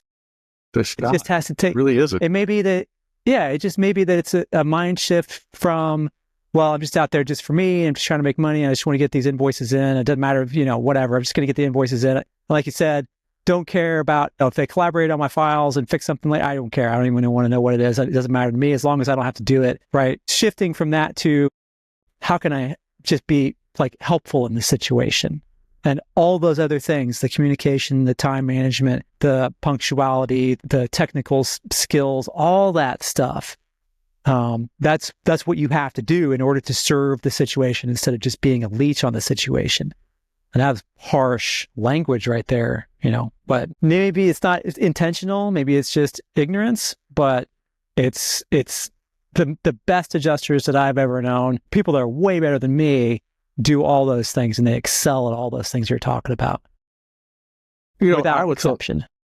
I say this over and over. I am not the best adjuster. I am not the best at estimatics. Okay.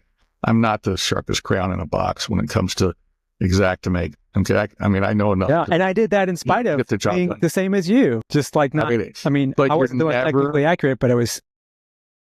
You're never, I will say this, you're never going to outpeople me. That was Maggie back there. So, like I said, I'm not the greatest in the world at, being an adjuster, but you're never going to outpeople me. Okay. You're never going to beat me on the customer service side of this game. Okay. You're never going to beat me when it comes to returning phone calls and giving the customer service, not just to the policyholder, but to the IA firm as well, and that's what kept me working, because, hey, look, again, I've worked as a manager. I've said this over and over and over. We can fix a bad estimate. We can fix that, but we can't fix a bad experience. Okay. Once the bad experience happens, it's happened. You can't take it back. Okay. You can't take that bad experience back. We can fix your estimate. We can get you through that. Okay. So I don't know if you'd be able to air this or not, but I also say this, can't teach, give a shit. You can't teach it. Either people out there care or they don't care, and you have to make that decision. Do you care or do you not care? And if you care, then you're going to get better at what you do. That's just my opinion about it, and I've witnessed it over and over. But those things right there are just so simple. And another tip, that I can give you to help you out in the field is whenever you're taking your photos and this is the way I do it. Everybody does it differently. I'm not saying the James Mathis way is the right way. I can walk in and I stand in a corner and I take a picture diagonal across the room.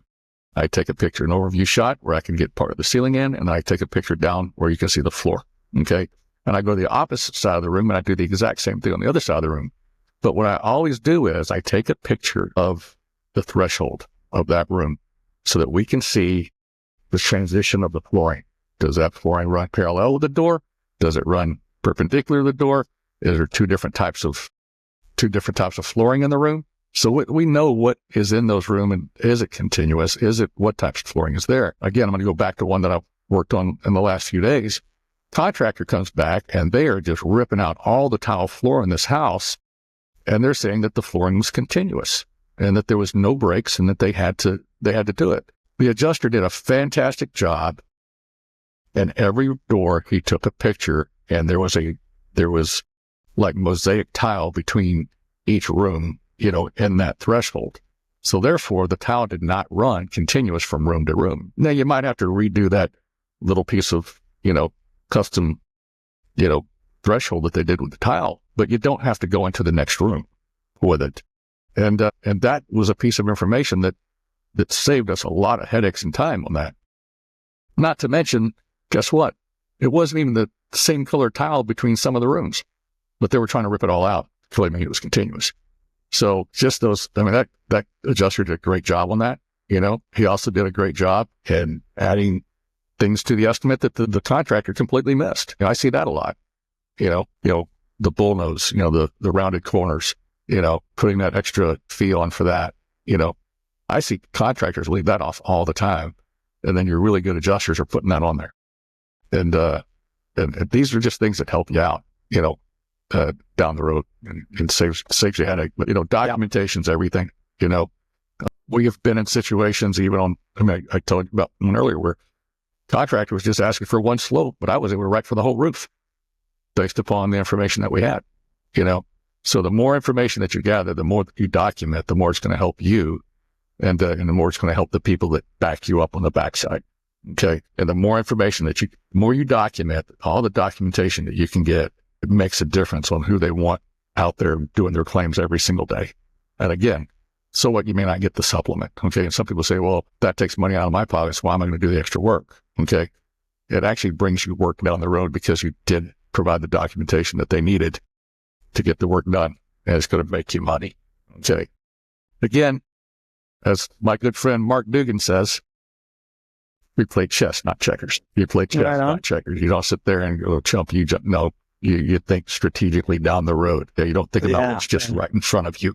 Play the long game. Think about what's right in front of you. The long game is the right game to play. All right. Well, what else you got? So those are some of the big ones that I see that would really help people out. The communication, the documentation.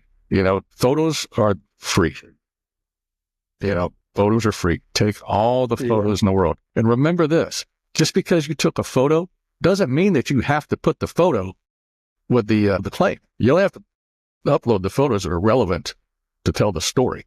But it's always good to take too many photos because this way you know that you're never going to forget a photo. Okay. And you have that documentation.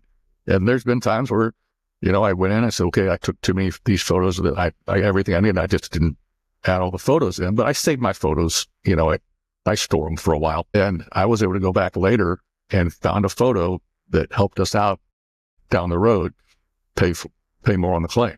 So there was a question about it. And I thought, oh yeah, there it is. And we had the documentation, didn't have to go back out. I'll add something to that. When we're talking about photos, there's a right number of photos to include with the file. More is not always better. Speaking from the perspective of file review and later a desk, like a carrier desk, adjuster who may be handling paying for the RCV later on or whatever, or QA, tell the story. If you're paying for it, if it's in your estimates, you got to have a picture of it, right? But don't have 30 pictures of it, right? I am continuously baffled. That's the point I'm trying to make too. How many pictures of a dented downspout do we need in one file, right? insurance companies don't give a crap about your dang gutters. It's $2,500 or $3,000 or whatever to replace those things. It's a fraction of the claim, and we have 13 photographs of the 4 downspouts on the right elevation, and then same thing on all the rest of them. Couple pictures. You've got get dents in it. All right, we're paying for the gutters. Let's move on to the next thing. We don't need 30 You don't pictures have to show dents on every downspout. Yeah. They can be the pictures can be representative, right? You're paying for all the gutters. This is what all the gutters look like. Ding, ding, ding. Obviously it's great big old dents in there with spatter marks in them and everything. I'm sold, right? So if I'm doing a file review, my point I'm getting to is that file review has there maybe if they are the IA firms file reviewers, which is generally what they are, they may be getting paid by the claim, right? Or they may be getting a day rate that's based on some hourly or whatever. So it's either a half day or a full day. And they may get 20 to 40, maybe 50 file reviews to do per day, depending on the event. And if they have to spin through, a whole bunch of extra photos, same thing. And it's like doing cartoons where you make the little stick man move and you're going on the corner of your book or whatever. And it's just that same downspout over and over and over again, where you still got to look at the siding, the wraps, the fascia, the roof, the screens, the fence, the deck, all the rest of that stuff. I have, as a file reviewer, I've got the estimate here and I've got the photos here on this screen. And I'm looking, okay, he's paying for this fascia. Let me find that fascia, right? He's paying for this window wraps, he's paying for window wraps. Okay, good. Picture of a window wrap. Paying for, I'm not looking for like every single window wrap on the whole house. You don't have to put 300 photos in a file for a hail claim. 60, maybe 50, you can get away with. But don't do 10 photos on a water loss. Well, yeah. So conversely, that same deal, right? Document the loss, and in particular, to really reinforce what you were saying previously, if there's a potential that they're going to have to do something in a different room that's adjacent to where that water was, or there's it might be continuous flooring or continuous ceiling or whatever it is, maybe you need to put it in the estimate to start, but absolutely get some photos of it, especially if you think there's no way that the water damaged this room, but the guy might say, hey, we got to replace the siding or the flooring in this next room too, because it's, blah, blah, blah. And there's no evidence at all that there was water intrusion into that next room. Then you've got documentation of that as well. So, but measure it, right? Get the measurements of those rooms. That's what I was talking about earlier. Do the adjacent rooms. Okay. You don't have to do every room. There's a couple of carriers now that want you to, if you have more than 2 water damaged rooms, then they want you to do the whole house. I don't advocate for that. Matter of fact, I don't do it. If they tell you to do it. But I know, but I fought that. Unless you're James Mathis and you can, I argued it because I'm like going up. Anyway, I haven't. Why do I need to have pictures upstairs? I'm not taking pictures of upstairs when everything's downstairs. Okay, I'm not doing it. But they say, well, take pictures of the undamaged rooms as well. Okay. I don't have a problem going around and just taking some quick photos of rooms, a couple of photos in each room to show that there's no damage. I don't have a problem doing that. Okay. But I'm always going to, okay, where's the water damage? Where's the damage at? And where's the adjacent room? Okay. And people don't forget about the closets. Okay. If you have water damage on the ceiling, okay, in a bedroom or hallway or somewhere like that, check the closets. Okay. You don't know how many supplements we get. Yeah. Just for a closet. Okay. It's dumb. It doesn't take that long to do. Just take a picture of the closet. That's it. That's all I got. Those are the number one things that I see. That's the number one things I hear talking to people, what I've been experiencing with some of the stuff I've been doing lately. Yeah. And, it may sound like that James Mathis is sitting here griping and throwing toys out of his stroller or whatever. But the fact of the matter is that the IA firms and the carriers, they like to work with people that they like to work with, right? So if you're the kind of person that is responsive, they know you're out scoping, right? And if you're not going to be up on some 10, 12 in a valley hanging on with one hand and like pulling your phone and, hey, what's up? This is, James or Matt. You got your phone in your pocket. You're not making calls. You're not taking phone calls on the roof. They're going to my personal assistant known as my voicemail, right? Then I have a time block. And this is just, you have to anticipate the things that are going to happen. You're going to have corrections. You're going to have calls. You're going to have emails and texts. You just set aside time in your day. It doesn't have to be 3 hours. can be 45 minutes, right? Or 30 minutes, right? Or over lunch, take a lunch break, eat some tacos. I'm listening, I got my voicemail on speakerphone or whatever, and I'm writing this stuff down. And it's 4 of the 7 messages I just got, I don't even have to call back because all they were doing was just confirming something, right? But the other 3 I do, right? It's my manager and then 2 other people that want to need to change or they want me to talk to this, whatever, right? Then that way, and I document, I jump into the xactimate and I document those files of people I contact and whatever, right?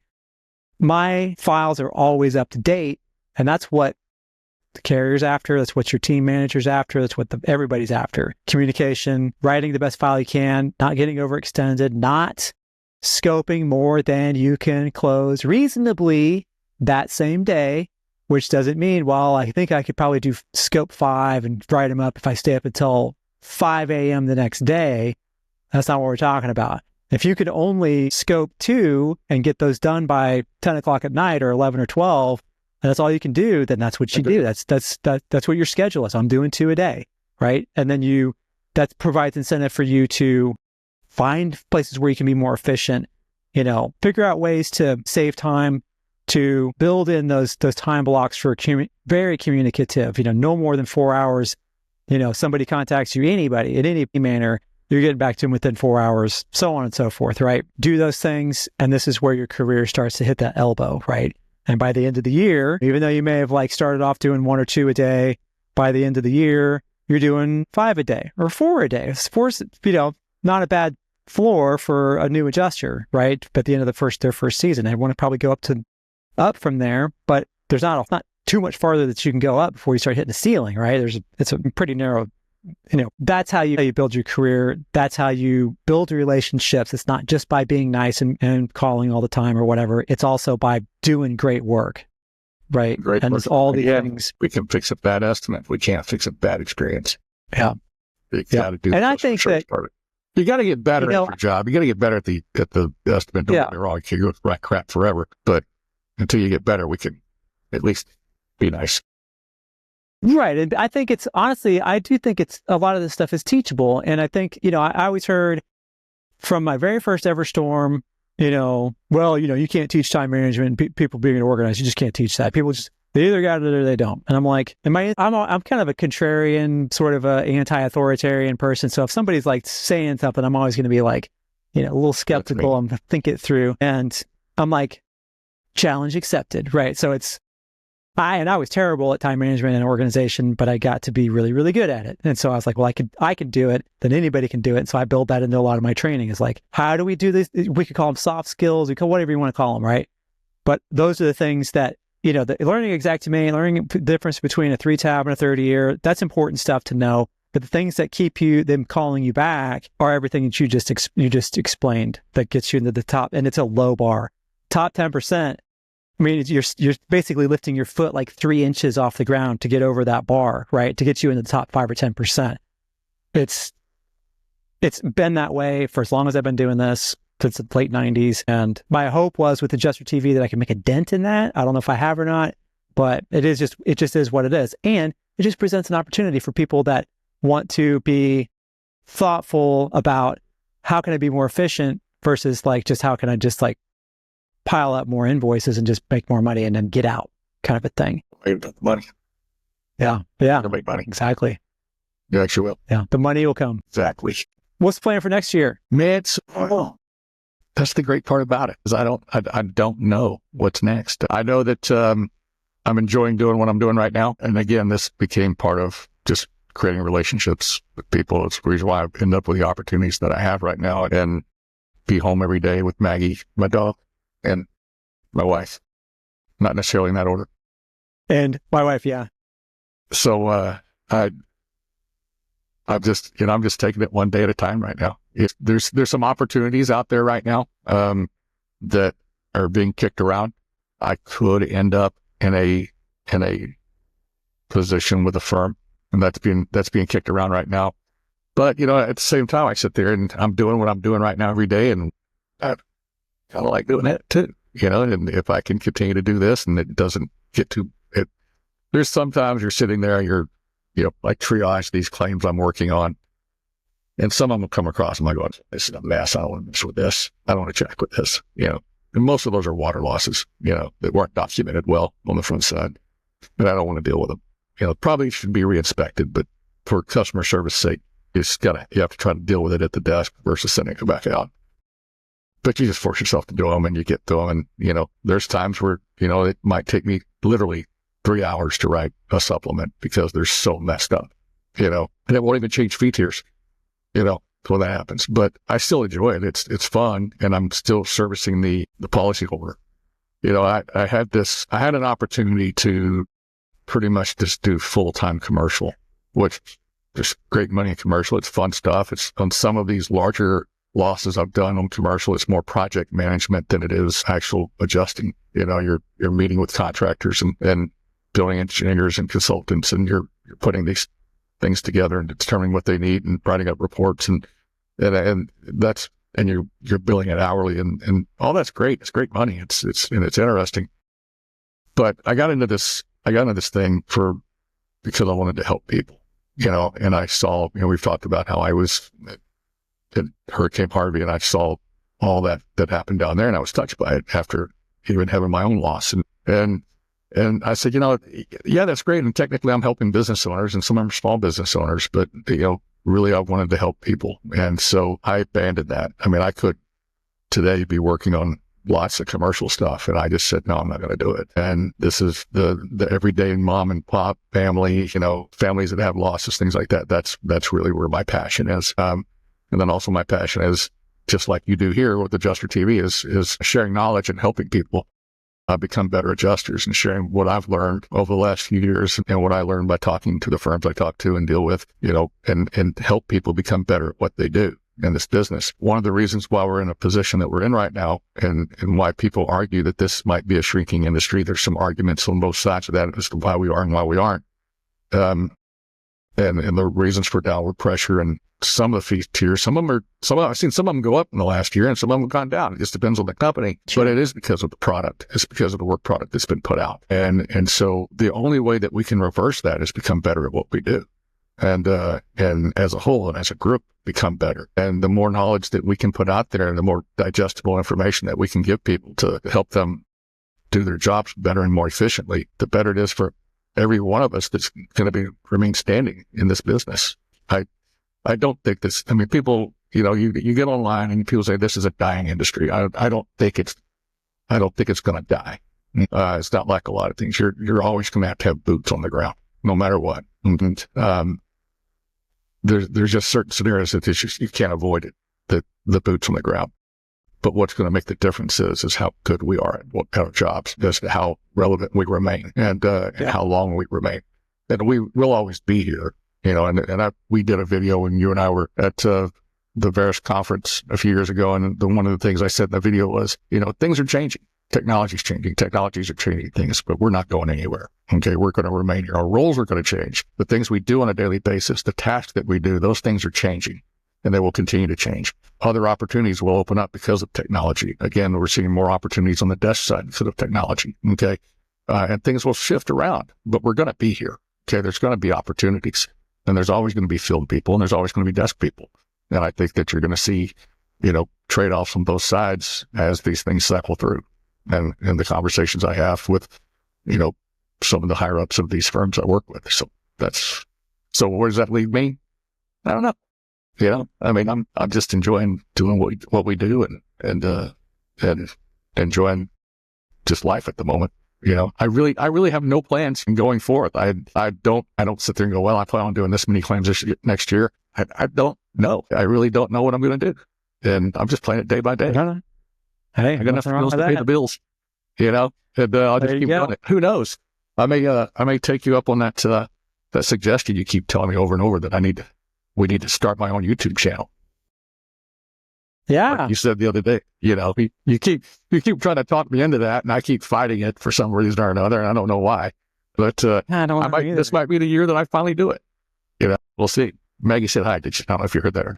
What was it? So, but that's it. What about you? What are you doing? Well, we're just gonna keep it on with Adjuster TV, and we've got we're gonna make some improvements, with our trainings, every year it's like we do an iteration, and then we kind of look back at how it did.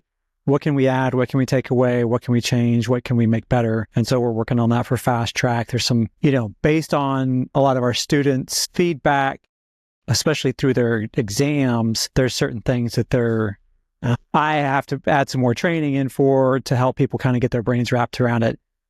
But, the same thing goes for Adjuster TV Plus, just including more and more of the kinds of trainings that adjusters, in some cases, a lot of the stuff might be remedial, like we have coming out pretty soon. If it hasn't come out already, it's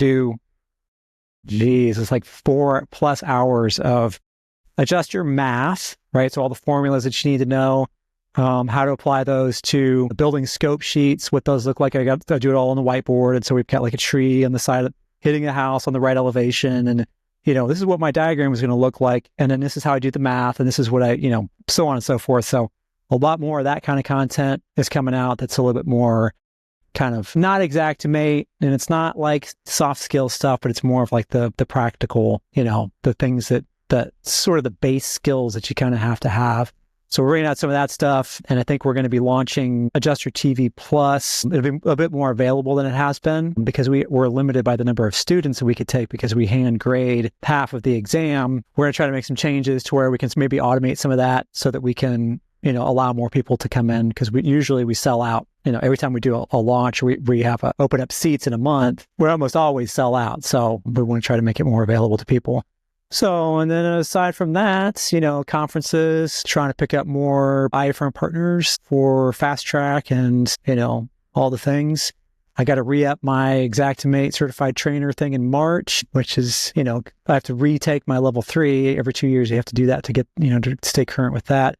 Couple of really cool things that are probably going to come out around that time, that are kind of involved with the xactimate level 1 and 2 trainings that we do. That's going to get pretty significantly expanded with a lot more claims process stuff versus just, hey, here's how you use the Vertex tool. So we're going to be talking about invoices and GLRs and underwriting review checklists and how to fill those, all that stuff. So it's going to be like really filling out the full claims process, setting reserves, all that kind of stuff. So just taking what we've got and continuing to improve it, trimming away what we need to trim away and adding what we need to add, and, trying to make the YouTube channel better, trying to make, more engaging content. I've basically hired an editor now. So that frees me up, because one of the things I really love about this is the video editing, because I don't know, it's kind of like writing up claims in xactimate a little bit. There's steps, right, in a full process, and there's an outcome, an output, or whatever. But I've handed that off to somebody who's actually doing it way better than me, which is going to free me up to doing more of this kind of stuff, interviews, but also like more